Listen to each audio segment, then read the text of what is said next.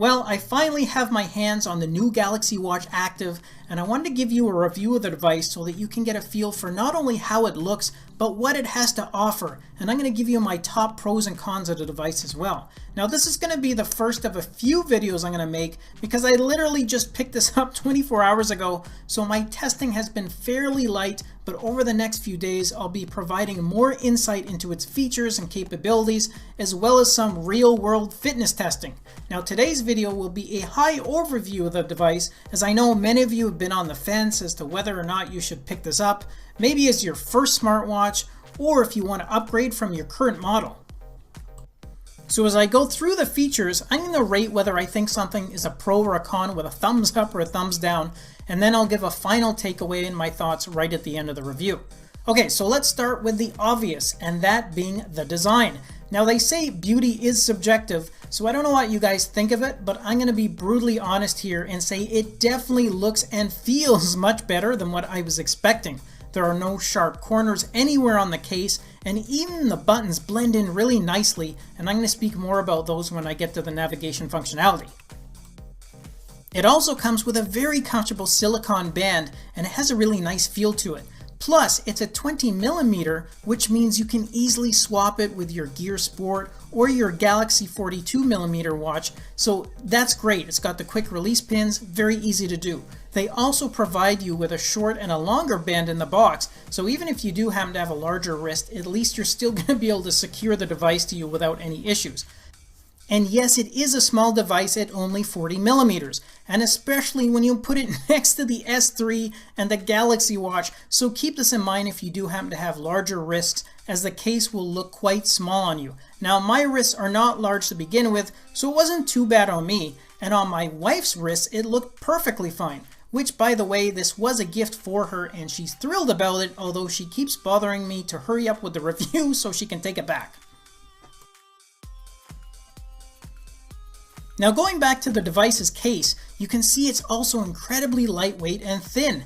And once you have this on your wrist, you're not even going to notice that you're wearing it. And since this is a fitness-focused smartwatch, then I'd say Samsung has done a great job here in making it extremely comfortable. And since it has a smooth screen and lacks that bezel like the other Samsung smartwatches, this also means that you're less likely to get it caught on clothing, and the thinner profile also means less chance of hitting it against something in the gym.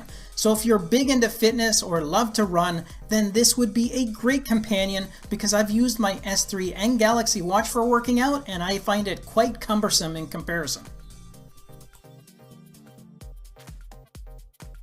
And since we're talking about fitness, this watch comes packed with a variety of different health and fitness widgets. There's actually 2 extra ones on the Active Watch compared to the Galaxy Watch, and these are called the Daily Active and Weight Management widgets. The device also automatically detects walking, running, and cycling, and users can manually track 39 different activities. And in conjunction with the Samsung Health app, the Galaxy Watch Active also sends you personalized notifications related to your stress levels, your sleep habits, and overall activity level, and it will even tell you to get moving if it detects you inactive for a prolonged length of time. Now, in a future video, I'm going to be taking this outside for a run, so I can give you guys a more detailed report on the fitness accuracy, but from a high level, those are just some of the health and fitness related items that it comes with. So one of my biggest concerns about getting this device was the lack of a rotating bezel. But let me set the record straight right now and say that if you had the same concern, you might as well throw that out the window, because the screen is incredibly responsive, to the point that I wish there was a way to reduce the sensitivity, because you can flip through all those menus effortlessly, and you still have your back and home buttons there on the side, although you can see they're even more form-fitting to the case than, say, the side buttons of the Galaxy Watch or even the S3. Again, the sleeker profile means less chance of it getting caught on clothing, which is why it's the perfect design for someone active. Okay, so those are my positive takeaways for the device thus far, and here are a couple concerns or things that you should consider and weigh for yourself. First, the battery is small. It's actually considerably smaller than any of the other smartwatches in Samsung's collection. I charged this to 100% last night, and by the time I'm posting this video, almost 24 hours later, I'm down to less than half battery life. Again, this is with fairly light use. I've only been using one of their preloaded watch faces.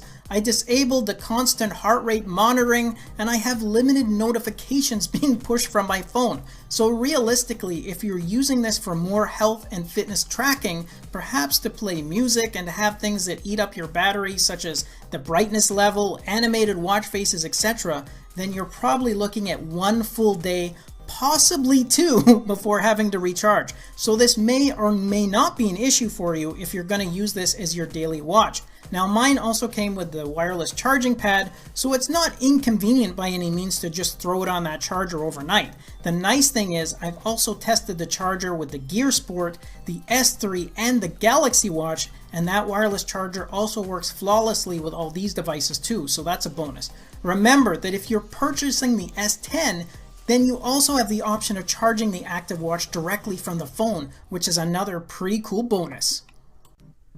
Okay, and other things to keep in mind, you're still only getting 4 gigabytes of internal storage on this one, and out of the box, 2.5 gigabytes has already been used for the operating system and the preloaded watch faces, apps, and widgets. So if you're planning on using this for working out, and say you want to download music to it, or connect to your premium Spotify account and download your playlist to it, then keep in mind that that remaining 1.5 gigabytes is going to be eaten up pretty quickly. And since I did bring up music, note that you cannot listen to music through the watch. It either has to be played through the phone or a Bluetooth paired headset.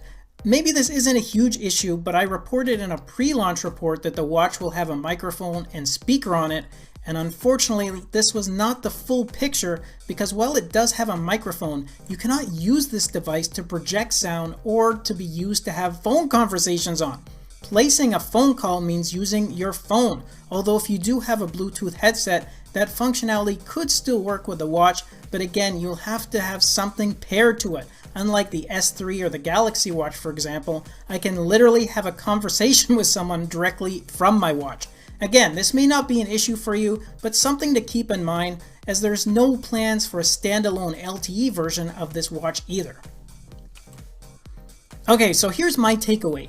If you're a health and fitness lover and want something that's incredibly lightweight, sleek, and modern looking and don't mind having to charge it more frequently than Samsung's other smartwatches, then this is a great watch to pick up for the price. It still provides much of the same capabilities of the Galaxy Watch, including an excellent waterproof rating and the newest operating system and user interface, but in a smaller package and with the added health and fitness features and widgets.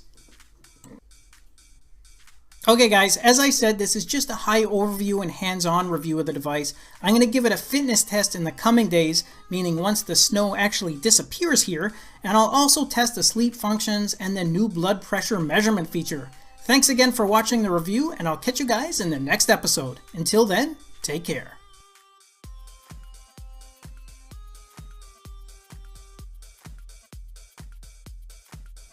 Thanks again for watching our review, and if you liked it, then show us some love with a thumbs up, subscribe to the channel, and share the video with your friends, because with your support, it helps me keep the channel going so I can continue to offer you guys discounts, giveaways, and of course, fresh content. I'll see you guys in the next episode. Until then, take care.